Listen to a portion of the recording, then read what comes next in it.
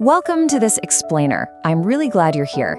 Today, we're going to step entirely away from the constant noise, the notifications, and the distractions of our daily lives to embark on a really special, reflective exploration. Think of me as your supportive teacher today, here to help guide you through the hidden depths of your own mind. We're going to unpack the fascinating world of lucid intuition, and more importantly, how you can actually start tapping into it. So think about this for a second.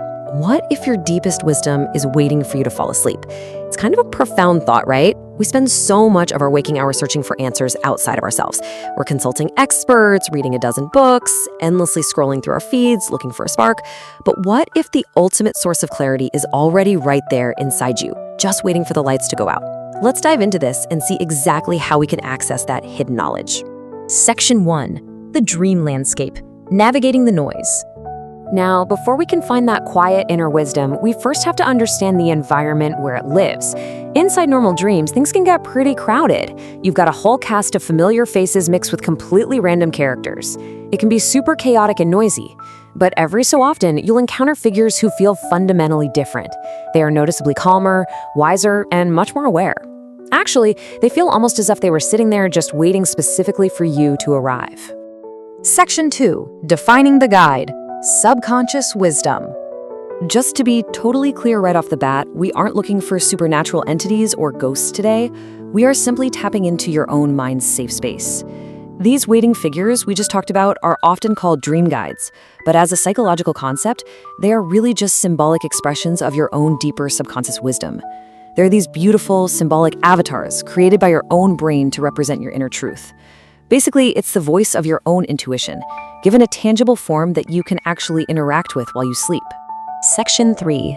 The practice of summoning. Inviting the guide. The truly incredible thing about lucid dreaming, which, if you're new to the term, is when you realize you're dreaming while you're still asleep, is that you suddenly have a conscious choice. You don't have to just be swept along by whatever random narrative your brain is playing. Inside the dream, once you get lucid, just pause. Let the busy, chaotic scenery fade out a bit. Then, gently ask the dream out loud, "Show me my guide." It's a simple, incredibly empowering phrase that literally invites your subconscious to step forward and share its wisdom with you. But hey, if that phrase doesn't quite resonate with you, try this alternative approach. Simply ask the dream space, "Take me to the part of myself that understands." This one is absolutely perfect for when you want to bypass all the avatars and symbols entirely and just connect directly with your deepest, most grounded intuition.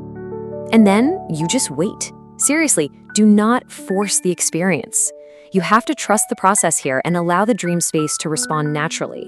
Your subconscious really cannot be rushed or bullied into giving up its secrets. You've got to model patience and remain completely still in your intention.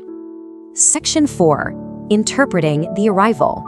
Recognizing inner wisdom.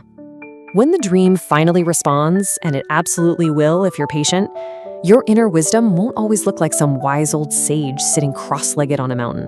It might show up as a person, sure, or maybe a gentle animal. Other times you might hear a disembodied voice, see a distinct, glowing, guiding light, or honestly just feel a peaceful presence without any visual form at all. The real trick to interpreting these symbols is complete openness. If a light appears, follow it. If an animal approaches, notice its demeanor. Does it want you to walk beside it? Just pay attention. Because at the end of the day, the visual form isn't actually what matters most. When you meet them, observe carefully. How do they make you feel? Do you feel safe? Do you feel wise and peaceful? That profound, completely unquestionable feeling of pure trust and safety is the ultimate undeniable marker that you are in fact in the presence of your own deep subconscious wisdom. Section 5. Asking and listening. The guided practice. Okay, so you found your guide and you're filled with that deep sense of safety. What happens next? Let's walk through a little guided practice together. Step 1. Pause and become calm again, really grounding yourself in this interaction. Step 2. Ask a simple, open question, like, what do I need to understand? Or what am I not seeing clearly in my waking life? And step 3, which is absolutely vital, listen to the feeling behind the words. As your teacher today, I really want to emphasize this.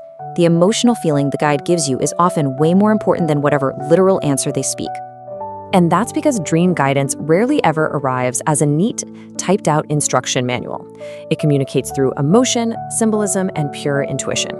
You might receive a sudden, overwhelming feeling of comfort, or maybe they hand you a powerful symbolic image, or you just get this unquestionable flash of knowing. Interpreting these quiet feelings and symbols is how you actually unlock the deeper lesson your subconscious is trying to teach you. Now, the spectrum of answers you receive will definitely vary. Sometimes the answers are going to feel pretty mysterious. They might speak in riddles or hand you an object, like a literal key or a smooth stone, prompting you to figure out what it represents later on. But other times, the answers are unexpectedly simple. It might just be a basic truth you've been avoiding, delivered crystal clear and direct. But whether it comes wrapped in mystery or delivered with blunt simplicity, the experience itself is always going to leave a massive, deep impression on you. Section 6. Awakening with new wisdom. Bringing it back. Eventually, of course, the dream will end. The imagery is going to fade and you'll slowly transition back to your waking life. But as you open your eyes, you're going to be left with a very distinct feeling. This powerful realization that something inside you knows way more than you ever thought. It is such an incredibly empowering realization. It reminds you that this comforting wisdom, this deep internal knowing, was literally always there, just waiting quietly beneath the surface of your conscious mind for you to finally ask for it. So here's my challenge to you.